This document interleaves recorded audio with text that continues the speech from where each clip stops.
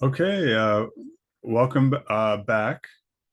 And in this video, we will be doing the listening section and the pronunciation section for Unit 1 of World English 3, third edition. And to be specific, in the pronunciation section, we will be dealing with contractions. But first, let's get to the listening.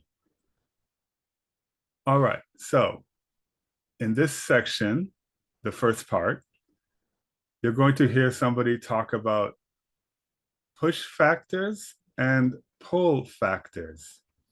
Now, in migration, push factors are negative things that what? In contrast, in the opposite, pull factors are positive things that what? So, what I want you guys to do is think about what you think the meanings are. How would you complete each of those sentences?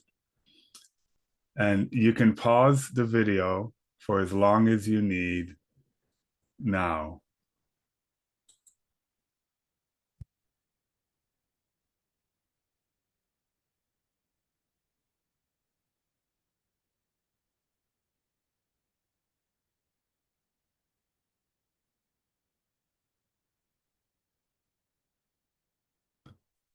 Okay, and welcome back. So now I will play the audio and you can check your answers. I will play the audio in 3, 2, 1.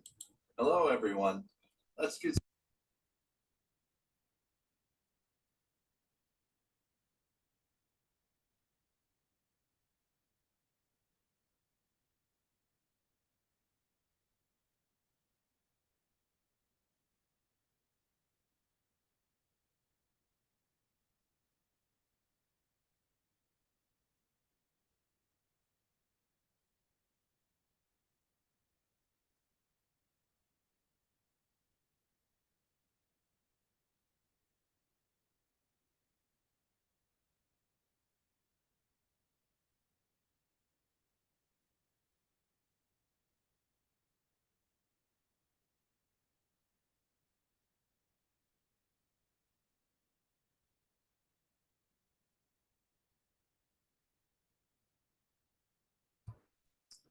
All right, we're now going to check to see if you were right.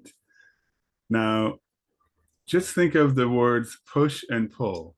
When you push a door, you are pushing it away from you, you're pushing it out. So in migration, in moving, push factors are negative things that make people want to leave a place. In contrast, the opposite. Uh, when you pull a door, you're pulling the door in your direction. You're pulling the door towards you.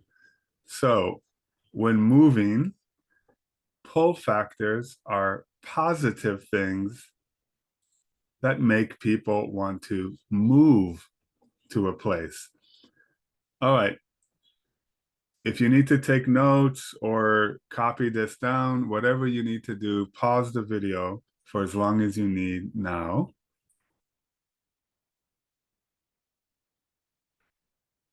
All right, I'm going to close this and we're going to move on to the next section.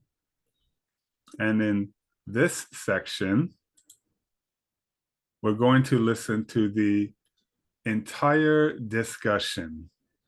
And you will first write the order in which you hear each of these factors.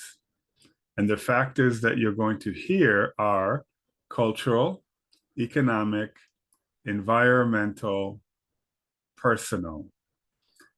And in the second part, which of these factors matches the situation? And the situations here are bad family relationship, excellent quality of life, good or bad weather, high house prices.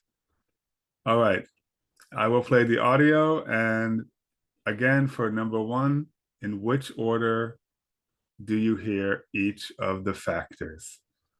I will start the audio in three, two, one. Hello, everyone. Let's get started.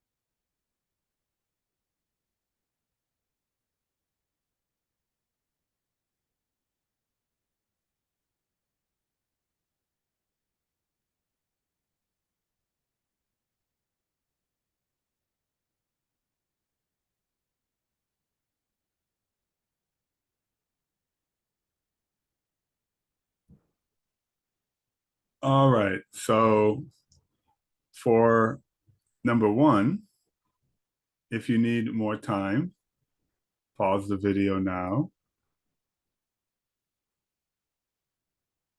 All right, welcome back. Uh, so here are the orders in which you heard each of the factors. All right, the first factor that was mentioned was economic. The second factor, environmental. The third factor, cultural. And then a student brought up something that would not really officially be a factor, but the professor gave it a name, personal. All right, so for part two, before I show you the answers, if you need to listen to the audio one more time, just please put the video back to where the audio started and you can hear it one more time. And you can do that now.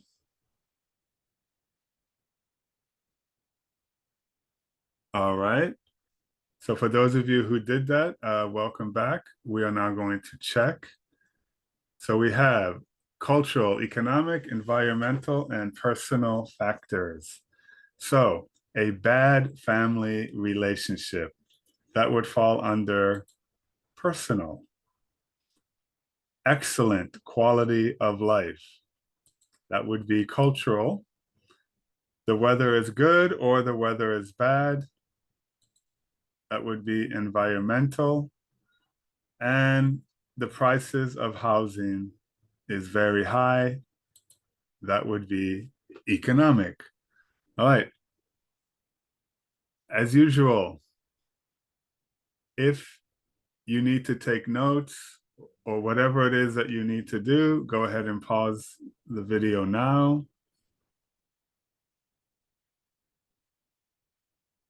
All right, I hope you've done what you needed to do. We can move on.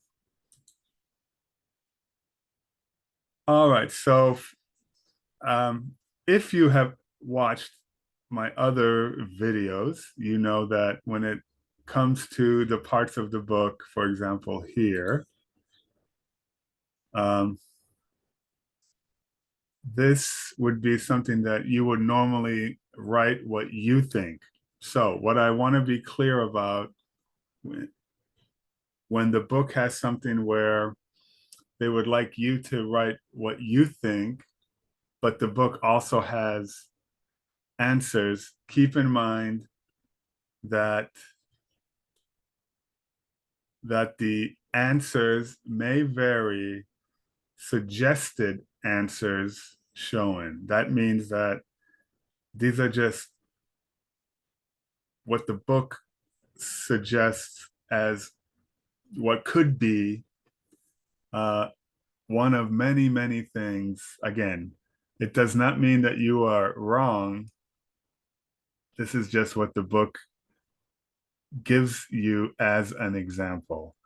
So here we have, it says here, in groups, decide if the examples are cultural, economic, environmental, or personal.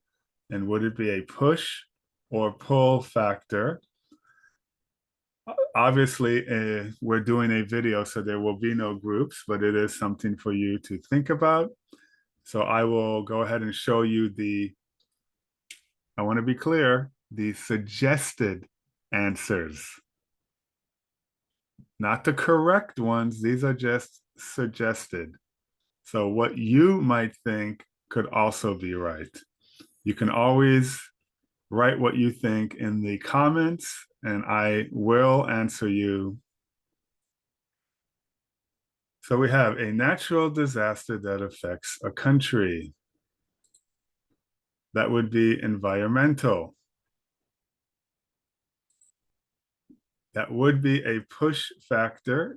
People would want to leave. And an opposite example might be excellent weather. So, high average salaries in one large city. All right, that would be economic. That would be pull. People would want to come because the pay is very good. Of course, the opposite would be that the average salaries are low.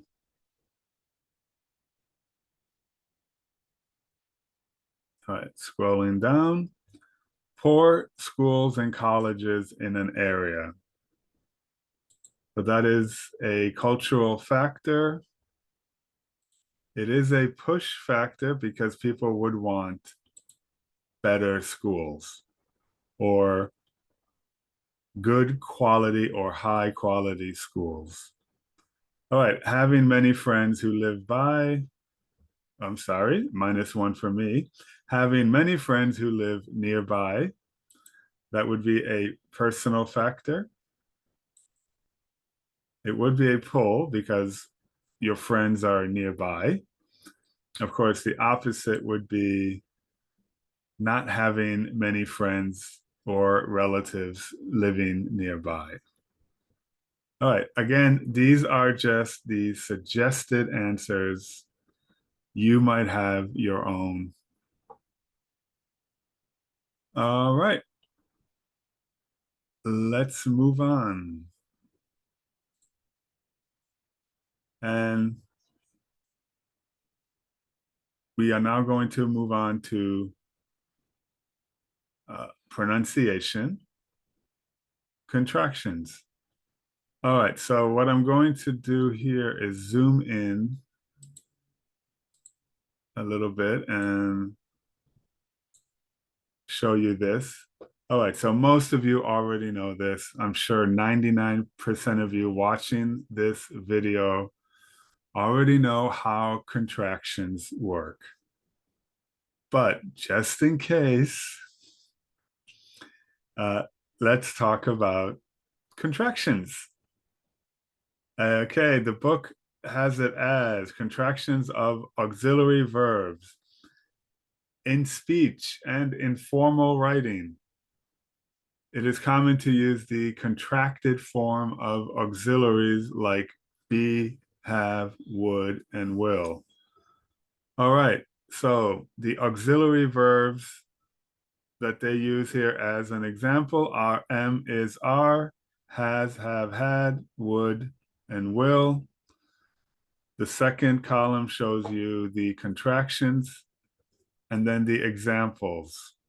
So for the first one, am, is, are, we have she's moving overseas next month. For the second one, for has, have, had, the example they use, I've been looking for a new job. For the third one, would, they'd like to emigrate to Canada. And for the last one, will, the example they use, he'll call us tomorrow. All right. If you need to make any notes, go ahead and look at this.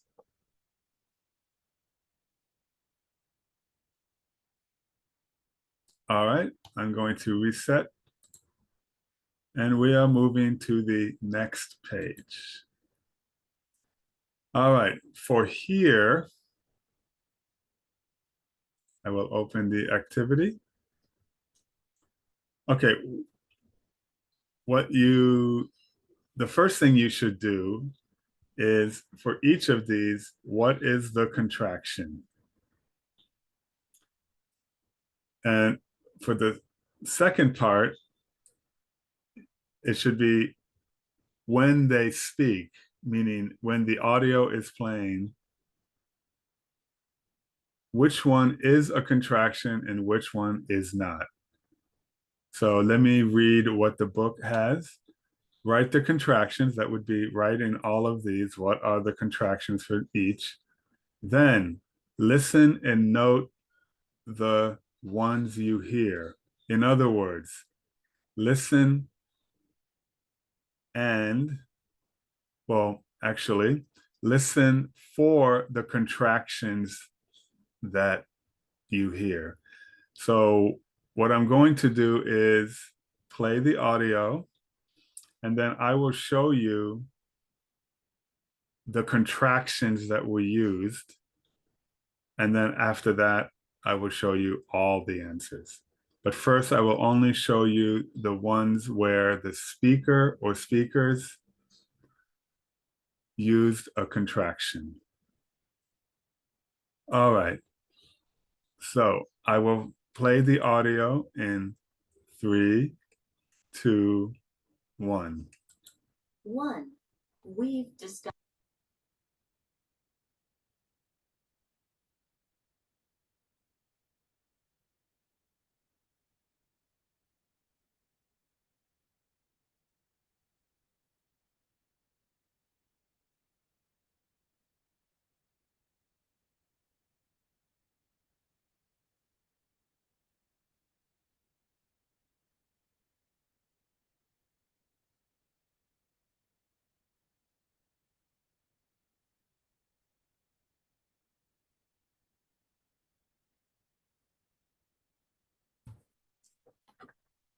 All right. So before I show you the contractions that were used, uh, I'll give you as much time as you need to write all the contractions here.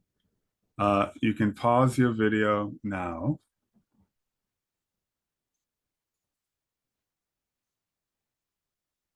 Okay, so just so you hear it, as they're speaking, I will show you which ones used a contraction. So let me play the audio one more time in 3, 2, 1. 1. We've discussed. 2. I'm going to talk. 3. They're different. 4. I'd like. 5. He has finished. 6. I'll leave. 7. My sister's kind of. 8. We have moved. All right, so right now I'm only showing you the contractions that were used in the audio, meaning that the speakers used the contractions for numbers 1, 2, 3, 4, 6, 7. So that we've discussed, I'm going to, they're different, I'd like, I'll leave, my sister's kind of. Now, for writing all of the contractions, he has finished, he's finished, and we had moved, we'd moved. Now, for we'd moved, you don't really hear something like that often, but it is correct, and that is the contraction. All right, so if you need to make any notes or copy any of this down or listen to the audio one more time, you can do that now.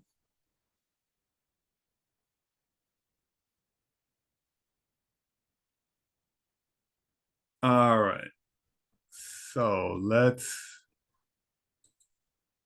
move on to communication. However, this is a part of the unit where you would be talking in small groups. Let me show you what I'm talking about. Right, so it says here, communication, read the information in the box, then in small groups, complete the tasks.